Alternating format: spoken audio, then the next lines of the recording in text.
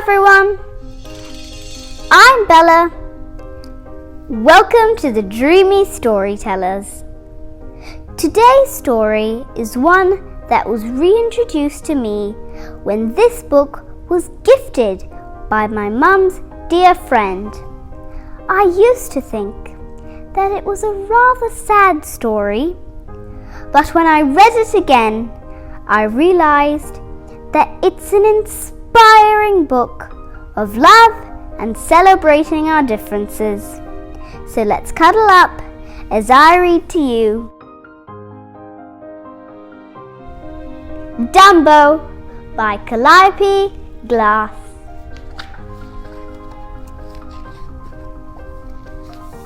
Once upon a time, a ragged little circus rolled into a ragged little town. The circus folk unpacked their gear and got to work. Their cheerful racket echoed as the striped tents went up. At the heart of the hubbub were a happy mama elephant and her brand new baby. But there was something unusual about this little one. The baby's big ears made it hard for him to see. The circus children, Millie and Joe, tried to teach him how to blow his ears off his face, but the little elephant accidentally snorted a feather right into his trunk. Achoo! Into the air he sailed, and for a moment it almost looked as though he were flying. But when he went down to the ground, he tumbled. Soon the baby appeared in the circus for the very first time.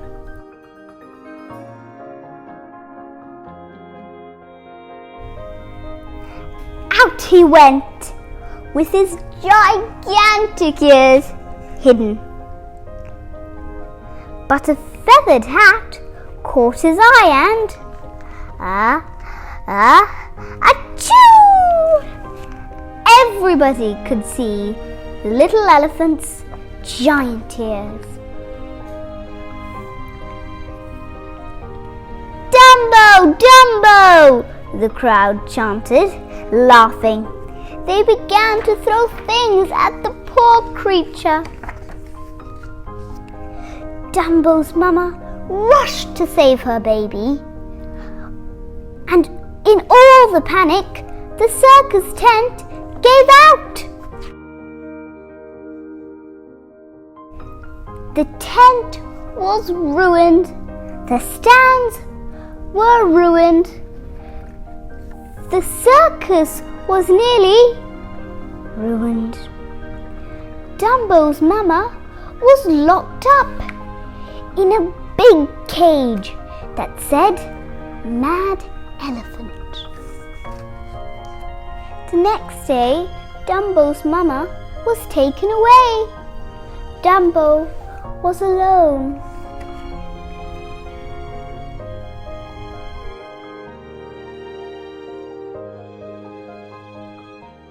But he wasn't all alone.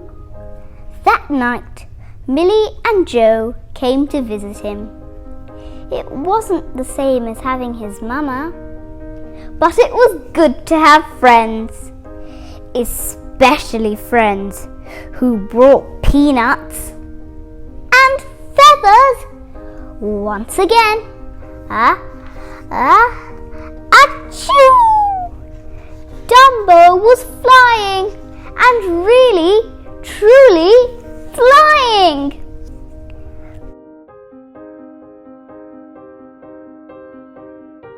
Finally, the circus was ready again. The tent was patched, the bleachers were rebuilt, and Dumbo was about to make history. Maybe if he became a circus star, he could get his mama back. Clutching his feather, Dumbo soared through the tent, and just like that, he was a star. Soon Dumbo's ragged little circus was as famous as he was. Too famous for the ragged little town. At least according to the big-time circus man. Before Dumbo and the children knew it, their ragged little circus had been bought by the big-time circus man. They were off to New York, to Dreamland. The new tent was bigger. The new crowds were bigger. The new city was much bigger.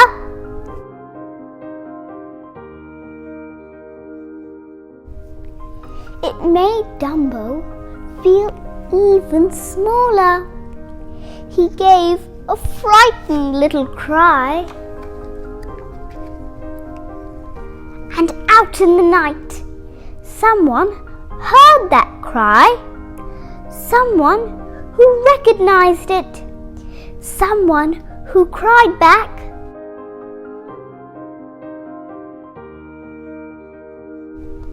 "Mama!" Dumbo's mama was also in Dreamland, but locked up tight. And yet, even through the thick bars, Dumbo felt her love warming him. The circus man refused to let Dumbo's mama go. He thought Dumbo was better off without a mama. But Dumbo didn't agree.